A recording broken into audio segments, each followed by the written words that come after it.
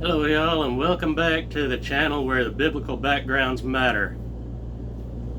We're picking up today in Genesis 43:16, when Joseph meets Benjamin. You'll remember that in the previous chapters and verses, Joseph was sold into slavery by his own brothers. They wanted to kill him, but the oldest one, Reuben, said not to do him any harm. So they threw him into a pit, and then later on, he was taken up out of that pit by the Ishmaelites and then sold into slavery in Egypt. He was taken into Potiphar's house, and then at some point he was basically falsely accused by Potiphar's wife, who came on to him. Potiphar's wife made sexual advances towards Joseph. He fled the scene, but she held on to his collar, and he tore his own clothes and fled the scene. And because she had his clothes, she used that to her advantage and went and told Potiphar that he came on to her. So he was cast into prison by Potiphar, but God used that situation for his glory. Because in the prison with Joseph were the chief baker and the chief butler to the Pharaoh. They each had dreams. Joseph interpreted those dreams. And it came to pass that just as Joseph interpreted, as God gave him the interpretation, that the chief baker was hanged, but the chief butler was restored, and he had the cup handed back to him. The only thing that Joseph asked for in return was that the chief butler remember him before Pharaoh. And when the chief butler was restored, he did not immediately remember Joseph, but then later on, Pharaoh had dreams of his own. Not a single one of the astrologers or magicians could interpret the dreams of Pharaoh. So finally, the chief butler remembered Joseph and how he had interpreted his dream. So therefore, Joseph was taken out of prison. He was brought before Pharaoh, and he interpreted Pharaoh's dreams as 7 good years and then 7 years of famine. This famine was worldwide, and eventually it reached the land of Canaan, where Joseph's family was, which consisted of Jacob and all of Joseph's brothers. So all of Joseph's brothers went into the land of Egypt to buy food. Joseph was promoted at that time basically to second in command to Pharaoh. He was entrusted with the provision for the whole land, providing and the distribution of food and necessities.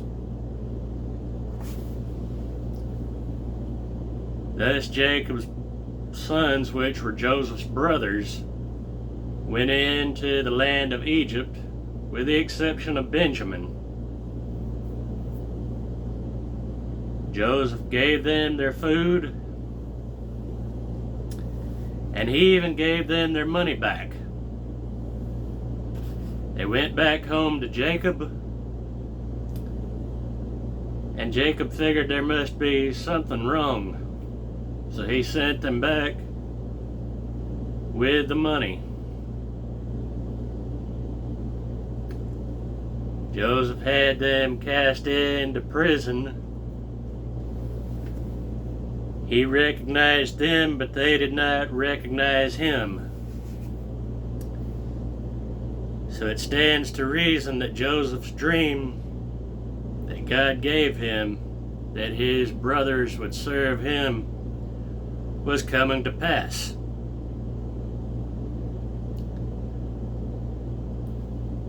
Then Joseph left Simeon in prison, and he sent the rest of his brothers back to the land of Canaan to get Benjamin. So they went back, and Jacob at first refused to send Benjamin with them. Why? Because he thought that Joseph was dead, and he was afraid that Benjamin would die too. So picking up in Genesis 43:16, when Joseph saw Benjamin with them, he said to the steward of his house, "Take these men to my home and slaughter an animal and make ready, for these men will dine with me at noon." Then the man did as Joseph ordered, and the man brought the men into Joseph's house. Now the men were afraid because they were brought into Joseph's house. And they said, "It is because of the money which was returned in our sacks the first time that we are brought in, so that he may make a case against us and seize us, to take us as slaves with our donkeys." When they drew near to the steward of Joseph's house, they talked with him at the door of the house and said, "O sir, we indeed came down the first time to buy food. But it happened when we came to the encampment that we opened our sacks, and there each man's money was in the mouth of his sack, our money in full weight. So we have brought it back in our hand. And we have brought down other money in our hands to buy food. We do not know who put our money in our sacks." But he said, "Peace be with you. Do not be afraid. Your God and the God of your father has given you treasure in your sacks. I had your money." Then he brought Simeon out to them.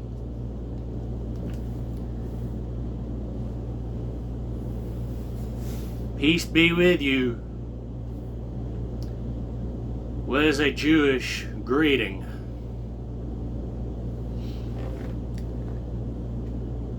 It simply meant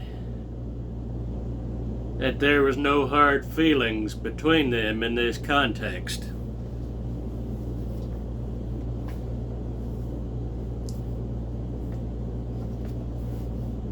Joseph saw opportunity to have a meal with his brothers, but he was second in command to Pharaoh, so he got his own table.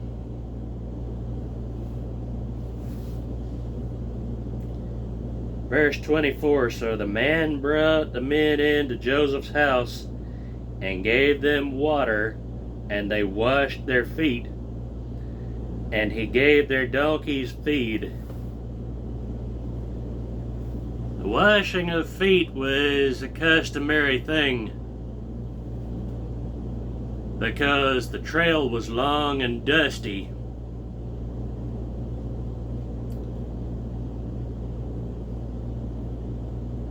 At that time in history, men wore robes and sandals.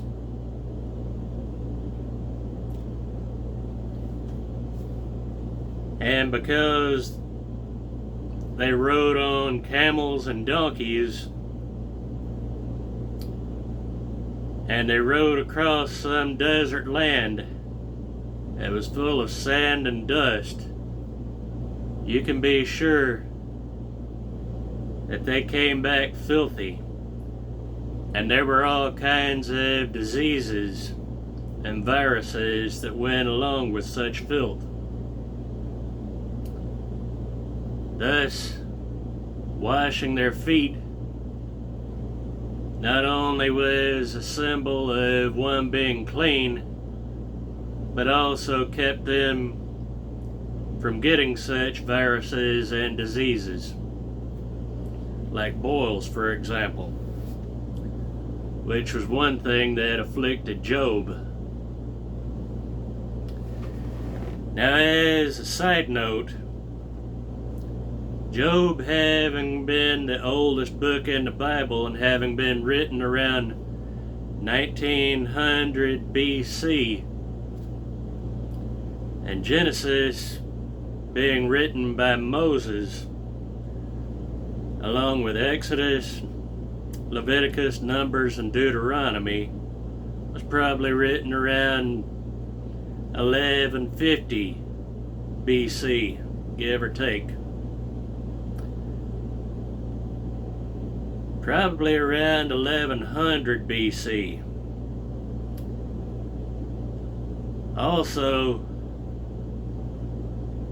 Abraham was about 800 years older than Job.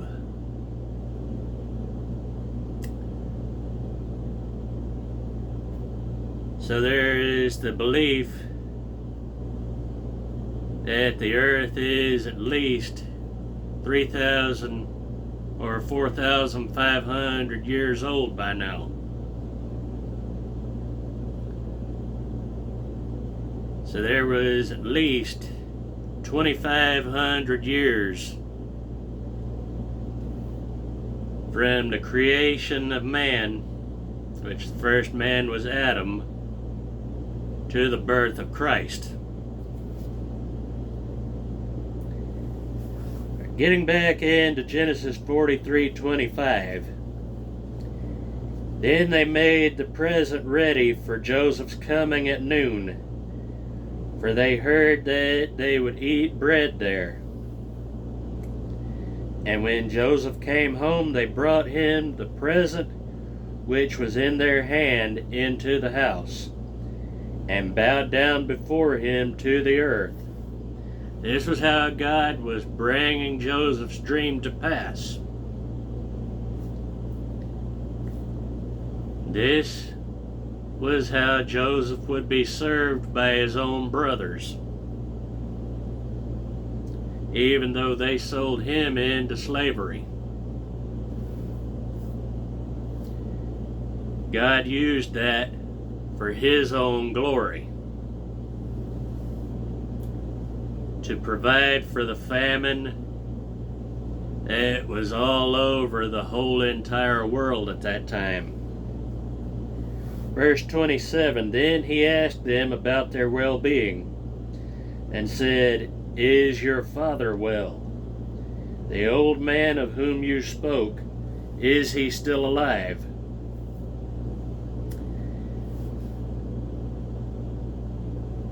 Having been separated from his own family for a certain amount of time,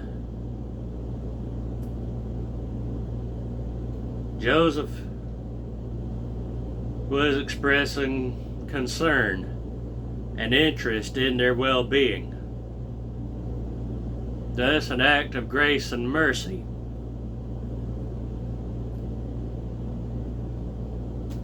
Which is a type and foreshadowing of how Christ would deal with us when he went all the way to the cross. He was beaten and afflicted for our sins. He was crushed for our iniquity. He was nailed to a cross with a nail in each hand and one foot on top of the other. They drove that third nail into both of his feet. And that is seen as a parallel or typology.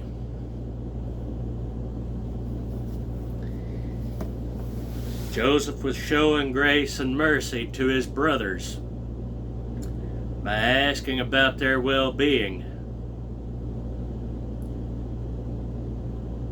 And he also asked how their father was doing and if he was still alive. Verse 28, and they answered, "Your servant, our father, is in good health. He is still alive." And they bowed their heads down and prostrated themselves. Then he lifted his eyes and saw his brother Benjamin, his mother's son, and said, "Is this your younger brother of whom you spoke to me?" And he said, "God be gracious to you, my son." Now his heart yearned for his brother. So Joseph made haste and sought somewhere to weep. And he went into his chamber and wept there.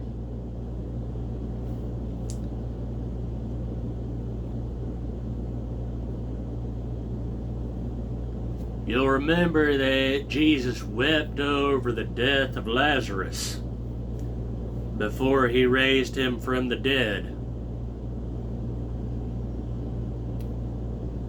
He also wept over the nation of Israel and their sins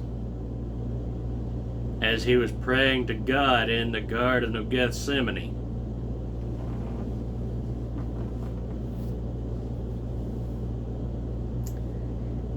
He was alone in that garden, just like Joseph sought a place to be alone, to weep over his brothers and his father. Verse 31 of Genesis chapter 43, then he washed his face and came out, and he restrained himself and said, "Serve the bread." So they set him a place by himself, and them by themselves. So they set him a place by himself, and them by themselves. And the Egyptians who ate with him by themselves, because the Egyptians could not eat food with the Hebrews, for that is an abomination to the Egyptians. And they sat before him, the firstborn according to his birthright, and the youngest according to his youth. Remember, the firstborn was Reuben. The youngest was Benjamin. So Reuben had the birthright, Benjamin had the youth. And the men looked in astonishment at one another. Then he took servings to them from before him, but Benjamin's serving was 5 times as much as any of theirs. So they drank and were merry with him.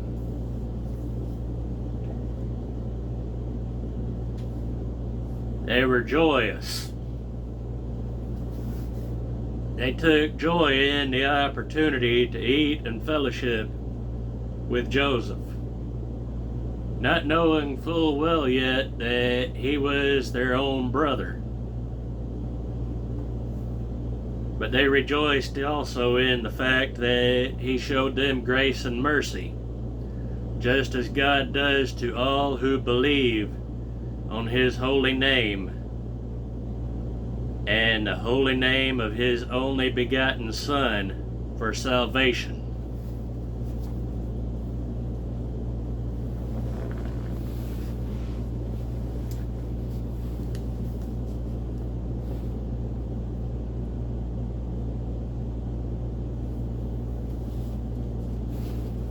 Joseph can be seen as the Old Testament example of grace and mercy, because he was used by God to provide food for the famine.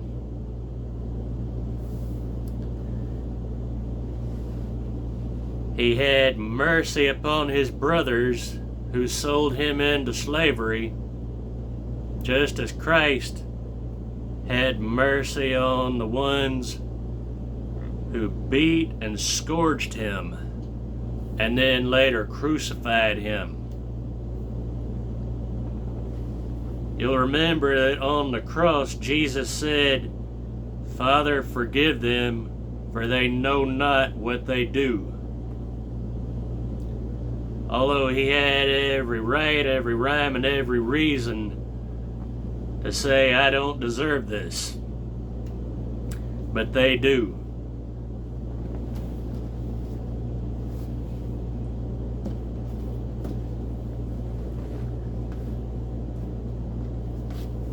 Joseph fulfilled the purpose that God had for him.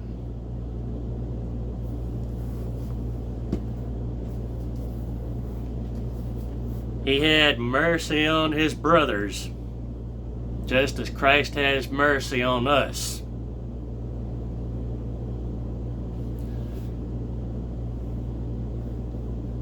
Joseph provided for the needs of his family and the whole world, just as Christ provides all of our needs. Remember Philippians 4:19, Paul wrote, "For my God shall supply all your need according to his riches in glory by Christ Jesus." He provides for our physical needs and our spiritual needs. Our spiritual need is salvation, meditation on his holy word.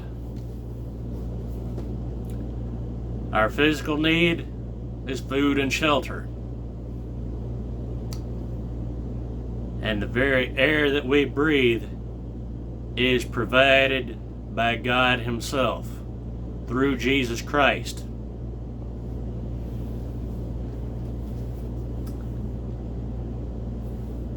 And that's about all we've got for this lesson. Leave all comments and questions in the comments section down below. And if this video has been any help to you, remember to give it a thumbs up. Share it with your friends and family. God bless you.